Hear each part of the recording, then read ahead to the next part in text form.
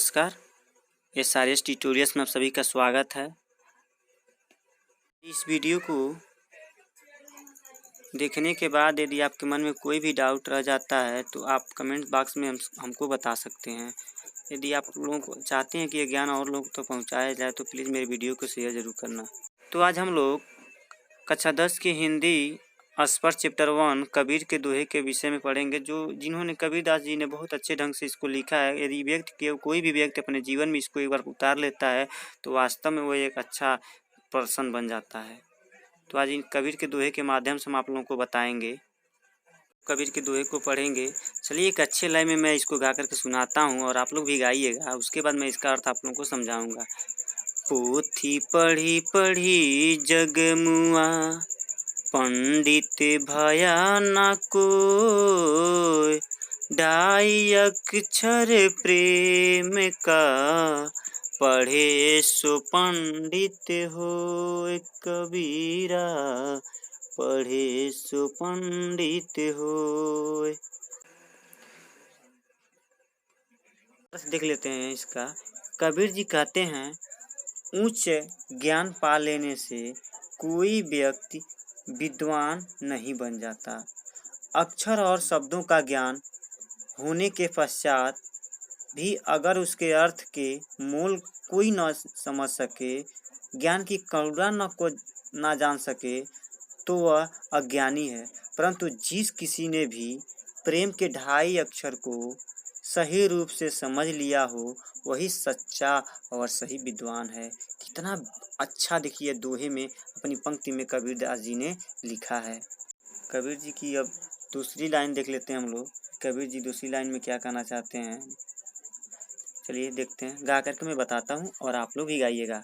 अति का भला ना बोलना, अति की भली ना चूप, अति का भला ना बरसना, अति की भली ना धूप कबीरा, अति की भली ना धूप।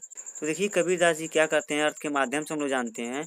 कबीरदास जी का कहना है, जिस प्रकार ना तो अधिक वर्षा होना अच्छी बात है और ना ही अधिक धूप, उसी प्रकार जीवन में ना तो ज़्यादा बोलना अच्छा है और ना ही अधिक चुप रहना ठीक है। देखिए इस पंक्ति में कितने अच्छी बात लिखे हैं कबीरदास जी कहते हैं कि कबीरदास जी कहना चाहते हैं कि जिस प्रकार ना तो अधिक वर्षा होनी अच्छी बात है और ना ही अधिक धूप होनी अच्छी बात है। यदि आपके खेत में कोई फसल है, यदि ज़्यादा धूप हो जाता है तो सभी फसल क्या हो जाएंगे, जल जाएंगे। यदि ज़्यादा बारिश हो जाएगा तभी फसल सभी क्या हो जाएंगे, गल जाएंगे। उसी तरह से अपने जीवन में ना तो ज़्यादा बोलना अच्छी बात है और ना ही ज़्यादा चुप रहनी अच्छी बात है। इस दोहे में कितनी अच्छी बातें कबीरदास जी ने बताया है। वाह कबीरदास जी, सो नाइस। तो हम कबीरदास की तीसरी लाइन पढ़ेंगे। तीसरी पंक्ति में उन्होंने क्या लिखा है इसको हम लोग जानेंगे। बहुत अच्छा भी दोहा है। देखिए, जाति न पूछो साधु की, पूछ लीजिए ज्ञान, मोल करो तलवार का, पड़ा रहन दो म्यान कबीरा, पड़ा रहन दो म्यान कबीरा। अर्थ देख लेते हैं कबीरदास जी क्या कहना चाहते हैं अपने अर्थ के माध्यम से। इस दोहे में कबीरदास जी लोगों को जाति पाति के भेदभाव को छोड़ जहाँ से ज्ञान मिले वहाँ से ज्ञान बटोरने की बात की है। यानी इस पंक्ति में उन्होंने साफ कर दिया कि यदि आप सभी जाति भेदभाव छोड़ दो, यदि आपको जहाँ से भी किसी भी प्रकार से ज्ञान मिल रहा है तो उस ज्ञान को लो। ये दुनिया वैसी नहीं रह गई है कि यदि किसी एक ही व्यक्ति से हम लोग ज्ञान लें। यदि आपको कोई भी ज्ञान दे रहा है, यदि वो ज्ञान आपके लिए अच्छा है तो उस ज्ञान को लीजिए। कबीरदास जी का कहना यह है। यहाँ समझते हुए कह रहे हैं कि किसी भी विद्वान व्यक्ति की जाति ना पूछकर उससे ज्ञान सीखना समझना चाहिए। यानी कितना अच्छी लाइन इन्होंने लिखा कि किसी भी विद्वान व्यक्ति से आप उनसे ज्ञान लीजिए, उनसे ज्ञान सीखिए, उनसे उनकी कार्यों को देख कर कीजिए। उनसे यह मत देखिए कि वह कौन से कास्ट के हैं तो क्या हैं ये मत देखिए, बस उनके पास ज्ञान है तो उस ज्ञान को आप लोग क्या कीजिए, बटोरिए। तलवार के मोल को समझो, उसके म्यान का कोई मूल्य नहीं है। यानी कह रहे हैं कि तलवार के मोल को समझो, उसके म्यान का कोई मूल्य नहीं है। कितना अच्छा इस पंक्ति में कबीरदास जी ने लिखा है। तो आप लोग इस लाइन को काफ़ी अच्छे ढंग से याद कर लीजिएगा और ये एग्जाम में बहुत इंपॉर्टेंट होता है और आपकी लाइफ में भी यह दोहा समझिए याद होना चाहिए।